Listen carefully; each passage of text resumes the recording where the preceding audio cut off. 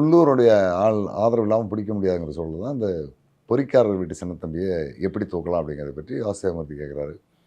கேட்கும்போது அந்த எதிர்த்தரப்பு வீரப்பன் குழுவுக்கு எதிர்த்தரப்பு குழு சொல்கிறாங்க, இரவு 9 மணி 9:30 மணிக்கெல்லாம் தான் பொறிக்காரர் வீட்டு சின்னத்தம்பி வீட்டுக்கு வருவான். அது வரைக்கும் அவனுடைய தம்பி வீட்டில் வாசலில் கட்டில் போட்டு படுத்துட்டு இருப்பான். இவன் வந்ததுக்கு பிறகு இவன் வீட்டுக்குள்ளே படுத்துக்குவான். அவன் எந்திரிச்சு பட்டிக்கு போயிடுவான். பொறிக்காரர் வீட்டு சின்னத்தம்பி வீட்டுக்கு வந்ததுக்கு பிறகு நான் உங்களுக்கு சிக்னல் கொடுக்குறேன். அதுக்கு பிறகு நீங்கள் வந்தீங்கன்னா வீட்டுக்குள்ளே ஆள் இருப்பான், மனைவி இருப்பாங்க. என்ன மாதிரி பேசணும் அப்படிங்கும்போது வீரப்பனுக்கும் அந்த சின்ன தம்பிக்கும் அறிமுகமான ஒரு நபர் இருக்கார்.